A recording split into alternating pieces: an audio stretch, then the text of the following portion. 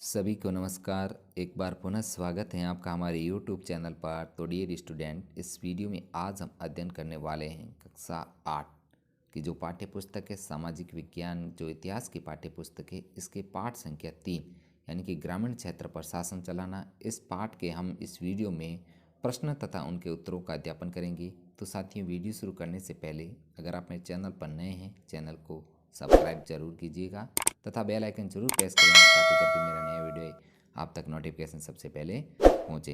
तो साथियों, इस पाठ के हम प्रश्न उत्तर आप अपनी नोटबुक में लिख लें। इसके तहत शुरू करते हैं अपन। पहले फिर से याद करें। देखते हैं क्वेश्चन नंबर 1, निम्नलिखित के जोड़े बनाइए। तो यहाँ पर आपको जोड़े बनाने हैं। तो यहाँ पर हमने सीधे ही इनके सामने उत्तर दे रखे हैं। जैसे रैयत, रैयत के सामने आपको मिलान करना है किसान का। महाल, महाल एक प्रकार का जो ग्राम समूह था उसे महाल कहा जाता है। निज, बागान मालिकों की अपनी ज़मीन पर खेती निज खेती कहलाती है। तथा रैयती, रैयतों की ज़मीन पर खेती। इस प्रकार 1 नंबर क्वेश्चन है, आपको हल करना है। नेक्स्ट है 2 नंबर क्वेश्चन, रिक्त स्थान भरें। आपको यहाँ पर रिक्त स्थानों की पूर्ति करनी है। क देखते हैं, यूरोप में वुड उत्पादकों को नील के आयात से अपनी आमदनी में गिरावट का खतरा दिखाई देता था। यहाँ पर आपको रिक्त स्थान में भरना है नील के आयात, क्योंकि हमने यहाँ पर सीधा ही भर दिया है। आप यहाँ पर देख करके अपनी पुस्तक में भर सकते हैं।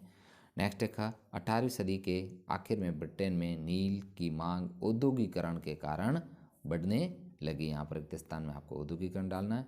नेक्स्ट है कृत्रिम रंग की खोज से नील की अंतर्राष्ट्रीय मांग पर बुरा असर पड़ा। तो यहाँ पर आएगा कृत्रिम रंग। नेक्स्ट है चंपारण आंदोलन नील बागानों के खिलाफ था। तो यहाँ पर नील बागानों।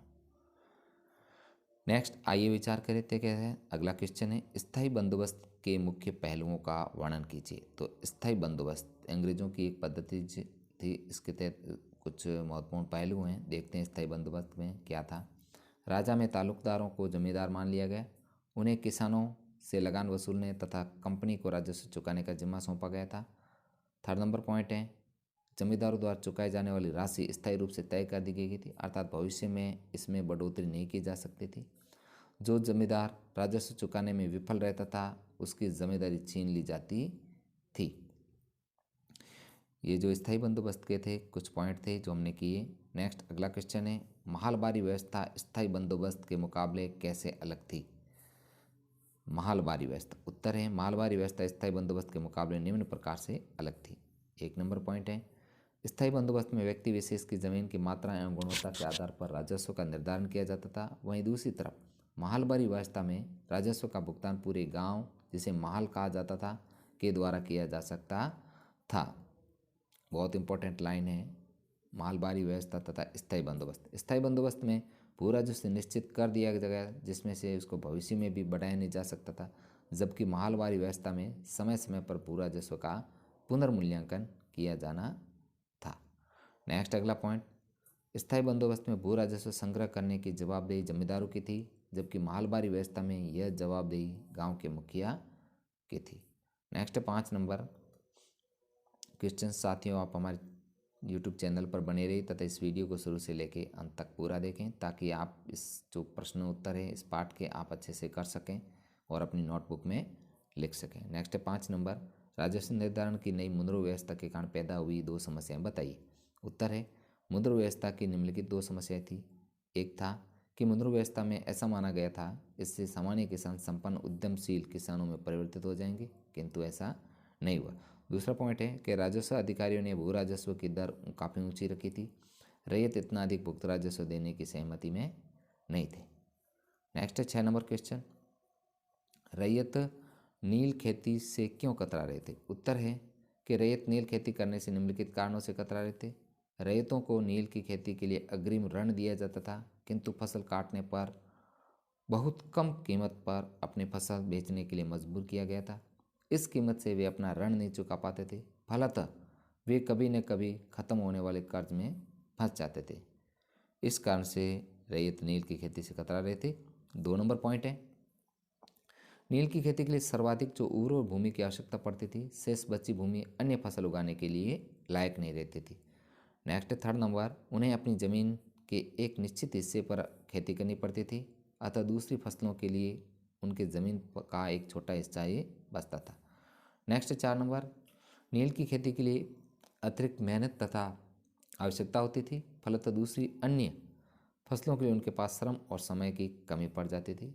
5 नंबर, नील की खेती मिट्टी की सारी ताकत खींच लेती थी। नील की कटाई के बाद वहाँ धान की खेती नहीं की जा सकती थी। इस प्रकार रैयत जो है नील की खेती करने से कतरा रहे थे। अगला क्वेश्चन है, किन परिस्थितियों में बंगाल में नील का उत्पादन धराशायी हो गया। बहुत इंपॉर्टेंट क्वेश्चन है ये आपके लिए वार्षिक की दृष्टि से, कि कौन सी परिस्थितियाँ ऐसी बनी जिसकी वजह से जो बंगाल में है नील का उत्पादन धीरे धीरे खत्म हो गया। तो इसके लिए पॉइंट देखते हैं। 1 नंबर है, बंगाल में नील उत्पादक किसानों को बागान मालिक कम ब्याज दर पर नकद कर्ज देते थे। कर्जा लेने वाले जो रैयत थे, रैयत को अपनी कम से कम 25% जमीन नील की खेती करनी पड़ती थी। नेक्स्ट है 2 नंबर, किसान पहले इन कर्जों से बहुत आकर्षित थे। उन्हें जल्दी ही समझ में आ गया कि यह व्यवस्था बहुत कठोर थी। उन्हें नील की जो कीमत मिलती थी वह बहुत कम थी। कर्जों का सिलसिला कभी नहीं खत्म होता था। नेक्स्ट अगला 3 नंबर पॉइंट, कि मार्च 1859 में बंगाल में हजारों रैयतों ने नील की खेती से इनकार कर दिया। जैसे जैसे विद्रोह फैला, रैयतों ने बागान मालिकों को लगान चुकाने से भी इनकार कर दिया। वे तलवार, भाले और तीर कमान लेकर नील की फैक्ट्रियों पर हमला करने लगे। औरतें अपने बर्तन लेकर लड़ाई में कूद पड़ी। नेक्स्ट 4 नंबर, बागान मालिकों के लिए काम करने वालों का सामाजिक बहिष्कार किया गया। बागान मालिकों की तरफ से लगान वसूली के लिए आने वाले घुसमाता यानी कि एजेंटों की पिटाई की गई।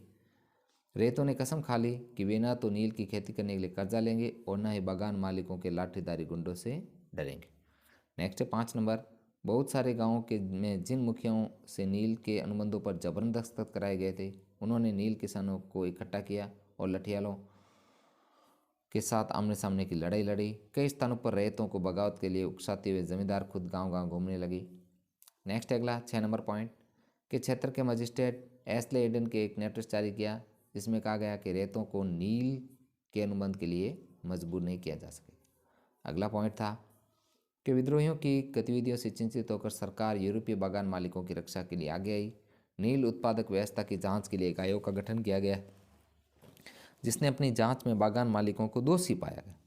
आयोग ने रैयतों से कहा कि वे मौजूदा को पूरा करें, आगे से वे चाहे नील की खेती बंद कर सकते हैं। इस प्रकार इन परिस्थितियों में बंगाल में नील का उत्पादन धराशायी हो गया। तो साथियों, आज का वीडियो कैसा लगा? वीडियो अगर अच्छा लगे तो वीडियो को ज़्यादा से ज़्यादा लाइक तथा शेयर कीजिए तथा ताकि हमें मोटिवेशन मिलता रहे। इस वीडियो में हमने जो कक्षा 8 के जो पाठ संख्या 3 है, इस ग्रामीण क्षेत्र प्रशासन कला, इसके प्रश्न उत्तरों का अध्यापन किया है।